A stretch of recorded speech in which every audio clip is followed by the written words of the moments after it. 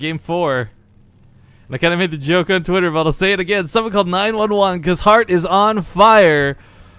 Currently ruling this, getting very close to the end already. Not something I want to see. I want to see as many games of StarCraft as possible, but looking really good here for our Axiom player spawning in the lower left. Heart. And his opponent in the lower right. Playing for Empire-Ence, we got yet another TVT on our hands. It's going to be BratOK. And let me just make sure I've got the right game screen on. Last thing I want to do is... Sorry. Get all paranoid when XSplit's not showing, and I don't want to have like the out-of-game screen on so you guys are missing the action or anything. But as you can see in the top right, there's our lovely scoreboard. It's going to be Axiom currently up 3 over Empire-Ence, and I got to tell you guys, a lot of you guys were theorizing early on like, oh, you know, this could be rough. They can't use Impact. They just picked him up. Zerg players, no Zerg players, yada, yada, yada. But it's not Axiom that's in any trouble right now. It's Empire-Ence. And just for clarification on what I was just referring to, I guess Impact wasn't allowed to be used until week 6, and this is currently week 5 in the Acer Team Story Cup Season 2. So next week you may see some Zergs come out of Axiom, but not quite yet.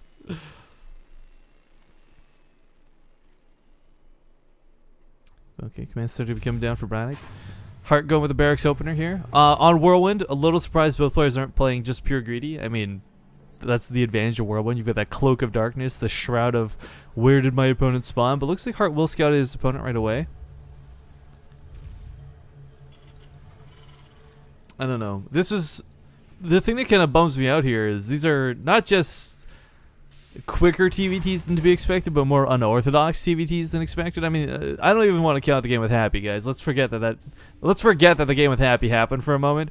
But like even Cass just now, he looked like he was a whole league under Heart with the way he was playing. I mean, just caught off guard in most regards, but I think, I believe in BratOK. I said it before as a bit of a joke, but I really do mean it. BratOK has had the team on his back for a lot of the Acer Team Story Cup. Most of the wins for this whole series, or not just series rather, this season have come from BratOK. So I've got my faith and my belief in this guy. We also saw him playing the DreamHack qualifiers yesterday, performing pretty admirably until he came against a Protoss player. So I guess if TVP is his kryptonite, Crank is lying in wait. One other thing too, I know it's kind of like awkward to do promotion for other tournaments while casting one tournament, so not a promotion, but just a reminder, guys, once we're done casting the Acer Team Story Cup today, the Zotac monthly finals is going on, and we'll be transitioning right into that immediately afterwards. But oh, this Reaper gonna cause some trouble. The SCV running for his life. Marine gonna be out on the field. Can he get the damage? Oh, will save the SCV. 3 health, literally 1 hit away from dying. And of course, BratOK can't really push out of this. Might lose the bunker. Okay, he does force that cancel. So a little bit irritating for BratOK to have to deal with right now. Another Reaper coming across the field, but not the end of the world, not the end of the game. First blood. No, SCVs do need to be microed back.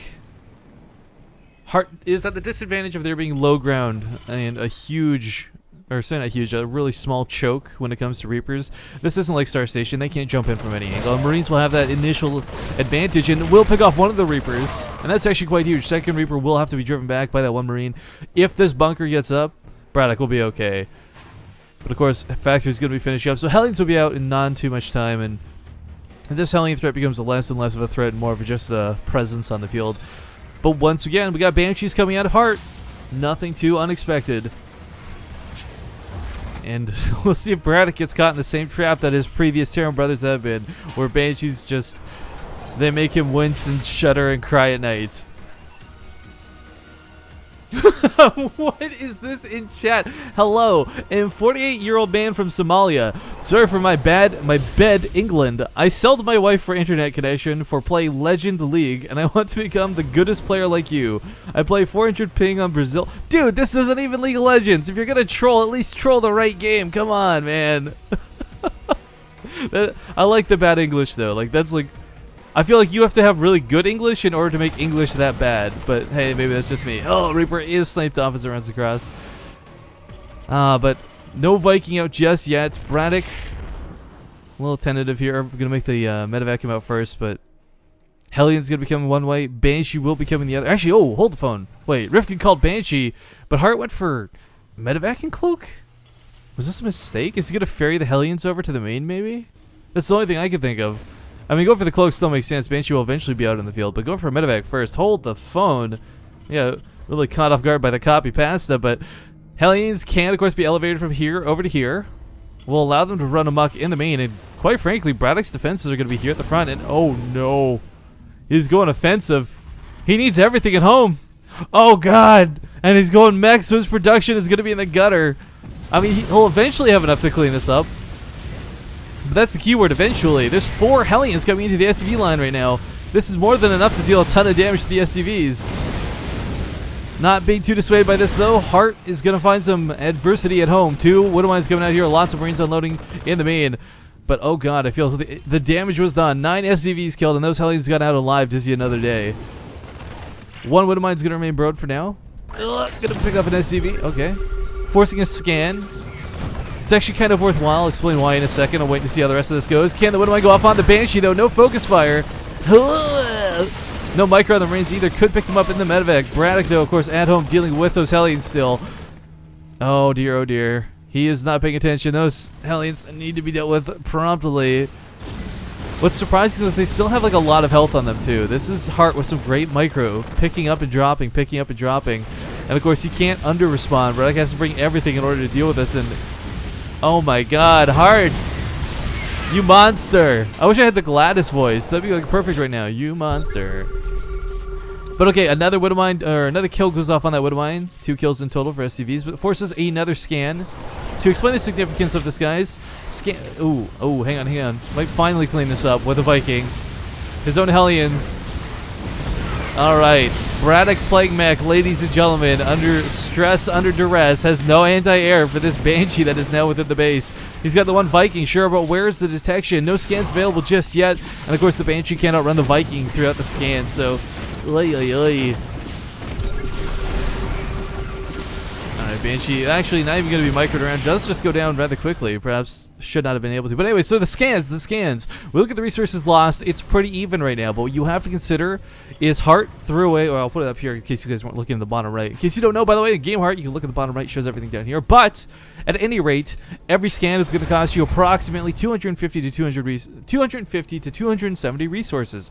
You don't lose that money, but that's money you no longer gain because you don't have a mule. So Hart no longer has, for example, almost 500 resources up on his opponent after that attack. So I don't know. It's not significant enough to end the game, but that's what makes the trades going on right now a little more ineffective for Hart. If he had just done the Hellion damage and didn't lose anything at home, didn't force those scans out with the Widowmines, BratOK would be in a little bit worse for wear. But Hart attacking his own siege tank for insurrection. I can only assume there momentarily.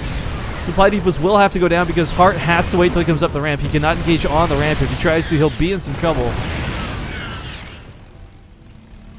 But BratOK is going to sit back with his Hellions for the meantime. Also does not want to engage on the ramp. This is kind of just a terror zone for both players. If Hart pushes too far forward, Marines are going to get fried alive. Blue Flame is done, ladies and gentlemen, as we see here.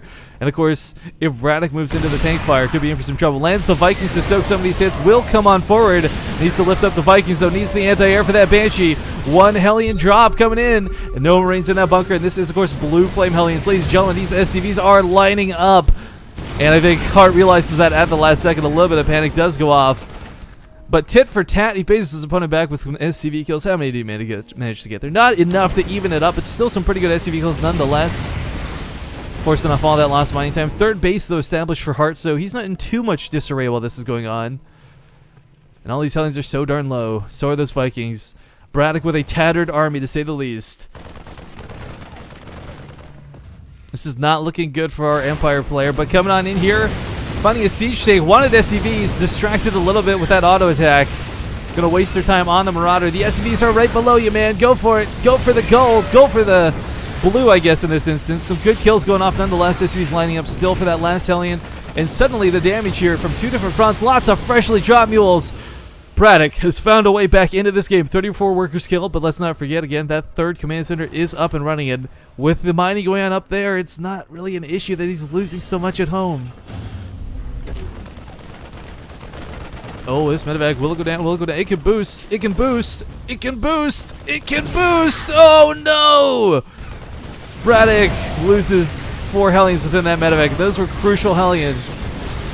Still killing lots of workers, though, frying this up left and right. Resources lost looking pretty bad here for Hart at this point in the game. However, once this harass lets up, what does BratOK have at home? 2 tanks, some decent production. If Hart counterattacks rather, he could be able to just win this game. Look at the supply, army supply, 58 to 24. That's not looking good. Viking discovers this northern base, so third base left, not undiscovered anymore, but now revealed. Oh man, this was looking really good for BratOK until he lost that medevac. Like, realistically, guys, the one thing keeping Hart at home was the fact that he couldn't catch that medevac. BratOK kind of AFKing with that medevac to control his Hellions in the natural. Yes, it got him a couple extra kills, but I think the medevac was more important in every way, shape, and form.